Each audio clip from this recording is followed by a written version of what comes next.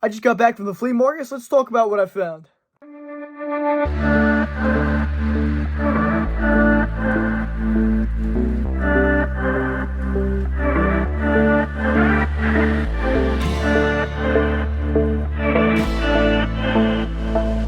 Alright, jumping into it. Before I get into the comics, of course, I bought, probably quarter of a short box-ish worth of comics. Picked up a couple other things. One of them being a fake Blu-ray of the Star Wars Holiday Special. One of my favorite movies of all time. And this is like my third or fourth copy of this film, but I just buy them all when I see them. If you're a long-time viewer of the channel, you might know that my first ever video was a review on this. If you actually go back, you can see the trailer for that. But the actual video is taken down. I might revisit this movie again in video format. And I've seen it 19 times, I think, now. And I picked up this great Flash, the full series for $5. I love the show. I love the coloring they use in the show. It's just awesome. It's a great watch. If you haven't seen it, go check it out. And I picked up these two Penguins, $5 for the pair. I figured, how can I leave them there? They're a little bit beat up, but for $5, what's it matter? And then jumping into the comics, we've got first couple books here. My dad actually went with me this time, and he ended up getting ahead of me and picked up this Reanimator issue for $1. This is, great stories. It's actually a prequel to the movie, and it's just a great cover. But I love all that Reanimator stuff. And then I found a guy who had $2 books. I tried to buy the long box off them because they were in some nice condition. There's a couple nice books, some Justice Leagues. I wanted for myself, but I was kind of at a buck for them. But they were nice copies. But I ended up grabbing 3 books off them instead. So I got a Crisis #1, of course. It's the first real event for DC. It's also when they bring Ted Kord, Blue Beetle, into the main DC universe. Also, like Alex Luthor Jr.'s first appearance, Pariah, and I want to say Full Monitor. Yeah, it's for Full Monitor. So, this is a triple, quadruple key there.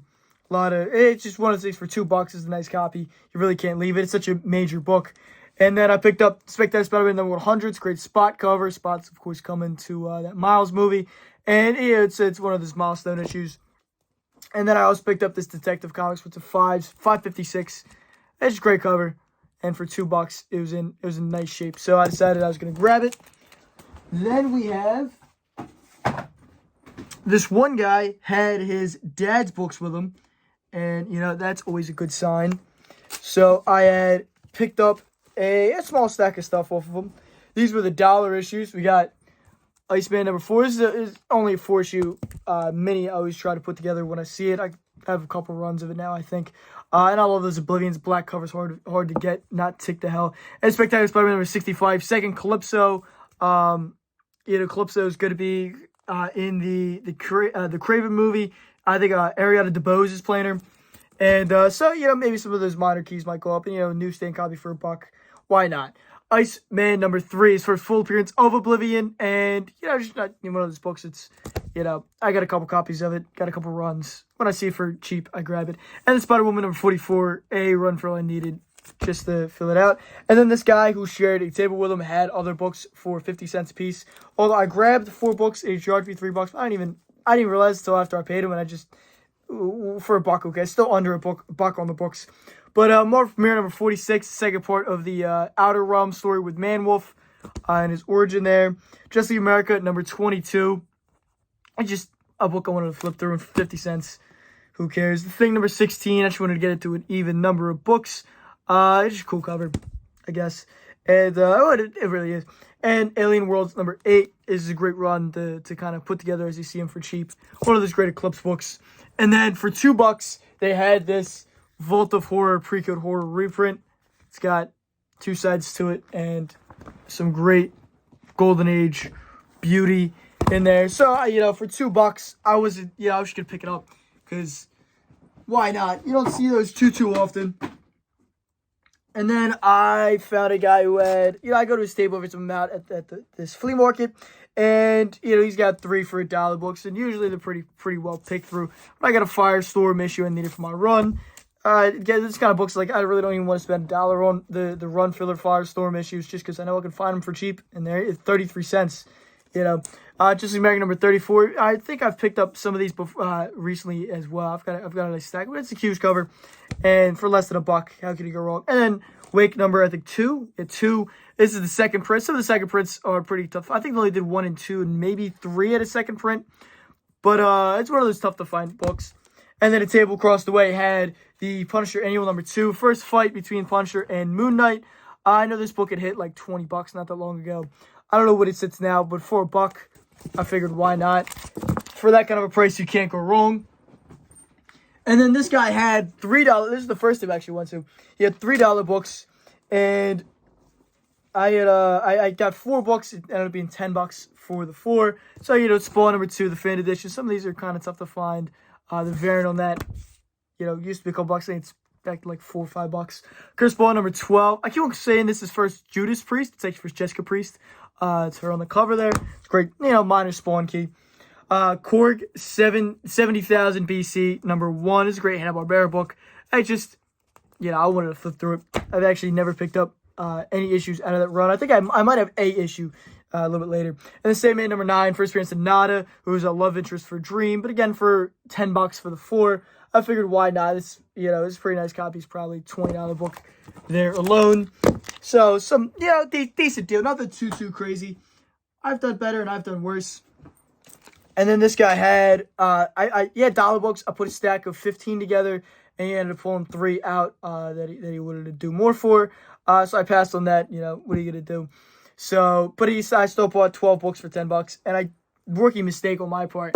I didn't realize this was the reprint of Black Panther 26, but I actually don't have the reprint for this, and I have a couple actual 26s. So kind of a rookie mistake, kind of a happy mistake. It's just, I like the Horseman of Death books, and I was using this as like a cover book. Kind of, sometimes when you pick up bigger books in the dollar, you don't just want to buy the big books. You grab a couple cover books and then pull them anyway, and I just forgot this was in here, so oh well. I guess I consider those my 2 free books, and I paid $10 for the rest. Then I got these Sonic issues. Some of these Archie Sonics always worth, $1 to pick up, just because, if you were to sell them, you probably get a couple bucks for them. And some of them can be kind of tough to find. They're in decent shape. Usually there's all kinds of beat up. These, kids read them. Kids enjoyed them. So that Archie run's good to put together. And then some X-23 issues. I believe it's number 12, right? Or number 10 and number 11 of the run with the Vampire Jubilee story. And then number 4 for first solo volume, separate from Nyx. It's probably, a couple bucks, but who really cares? And then Uncanny X-Men number 144. I used to think this was first to spare, but it's not. But I still kind of pick it up when I see it for cheap, just because it's a nice X-Men book. War Machine number 25, last issue in the run. This can be tough to find sometimes, especially in a high grade. And the War Machine 2.0 number 1. Some of these Marvel Max books can be really tough to find. Not all of them got big print runs. And it's got this like horrible 3D model printed early 2000s cover. It's just so bad looking that I kind of had to pick it up. But I figured, for $1, what do you got to lose? And then this one dealer who's out there, he's always there. Nice guy. I picked him. He's doing half off on his price stuff, and he had a deal for the dollar bin. So I ended up paying $5 for this DC Superstars issue number 2. It's just a great book. It's a clean copy, especially for the white cover. The interior is pretty nice. I just want to flip through it. It's just a random book. Ragman number 2, same thing. I think I paid $3 for this, and then I ended up being I think 15 bucks for the stack. So not too shabby. Ragman number 2. I think I just need number 1 and number 4 to complete out the 4-issue mini. I think I have 2 and 3. I don't know, something like that. But I'm almost done that. It's a very short run. Stan Lee's The Robin. I always love picking up these Stan Lee books, these Stan Lee DC books when I see them for cheap, just because they're just fun to flip through. I don't think they're really ever worth anything. You maybe squeeze $5 out of them, but they're good dollar bin fodder. And then there was a deal. I forget the deal was on the dollar books, but at a certain point you got one or two of them thrown in. So I got this Spanish 4 160. It's got tape up at the top there. I know it's kind of hard to see, but it's got some tape at the top. But for relatively free, I guess, why not? And some knocking stuff over. And then I got Mark Spector, Moon Knight number 35, first appearance of Moon Knight's brother. I gotta get a better system to hold off the books, but it's I'm blanking on the guy's name. I want to say it's like Randall Spector, and he's believed to be the Hatchet Man, but you find out later that it was some guy impersonating him. This is his actual first appearance, and he later becomes some other random hero, anti-hero type. But it was a book that got hot around the Moon Knight show. I think it well cooled off, but for $1, why not? And I picked the Doc Strange Sorcerer Supreme, was at 36.